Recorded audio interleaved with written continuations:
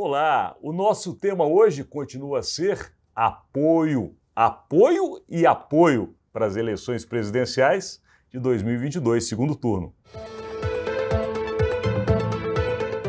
Rodolfo Lago, a gente viu ontem um pouco do que nós anunciamos, hein?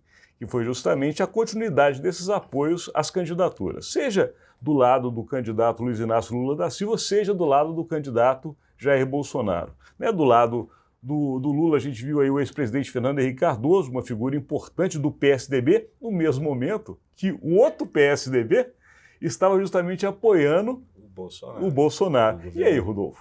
Então, ontem a gente viu muito esses movimentos mesmo, né? Como você falou aí do lado do PSDB, o Fernando Henrique Cardoso, ex-presidente Fernando Henrique Cardoso, aí, que talvez uma das principais referências tucanas, apoiou o Lula, mas o governador de São Paulo, Rodrigo Garcia, apoiou o Bolsonaro.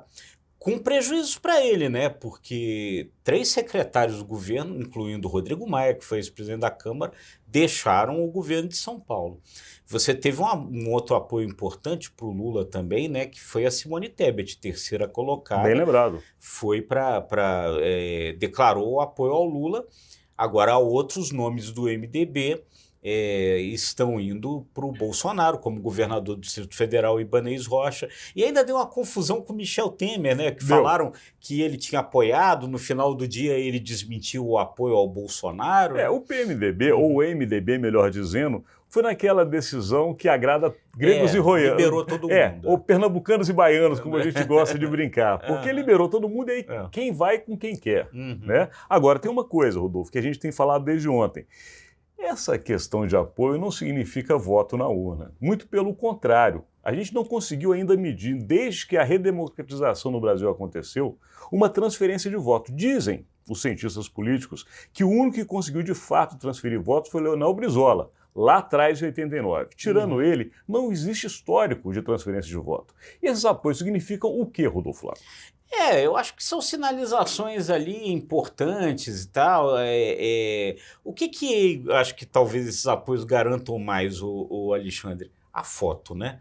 Quer dizer, por exemplo, ontem o Lula tirou uma foto que ele vai usar bastante na campanha, que é ele cercado de governadores eleitos, né?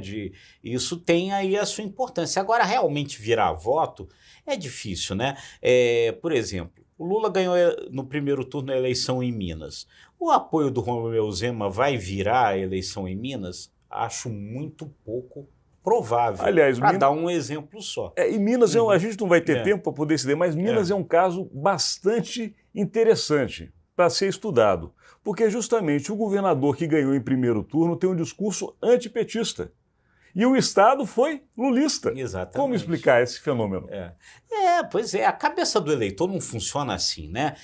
As motivações são bem diferentes e isso é uma coisa que se precisa entender. Por exemplo, ainda voltando aí ao primeiro turno, o crescimento final que o Bolsonaro teve, que agora as pessoas interpretam que teria vindo de pessoas que antes estariam propensas a votar no Ciro e na Simone, ou seja, não foi ideológica essa virada. Ela não é ideológica e entender a cabeça do eleitor é o ponto fundamental numa eleição. Né? E esse vai ser o nosso desafio aqui para você que está aí do outro lado, porque a gente fica respirando política 24 horas em Brasília para tentar levar essa análise para você. Mas hoje a gente não pode esquecer de alguém muito especial, o nosso colega e jornalista Lindauro. Né? Grande Lindauro, grande parceiro nosso, que brilha todo dia de manhã na Rádio JK, no programa Pão na Chapa, onde nós dois agora aparecemos também. Exato. Assista também lá no Pão na Chapa, na Rádio JK. E agradecemos, porque agora também este conteúdo está na JK-FM, é mais uma forma de levar essa análise. Mas amanhã nós continuamos aqui, porque a política não para em Brasília.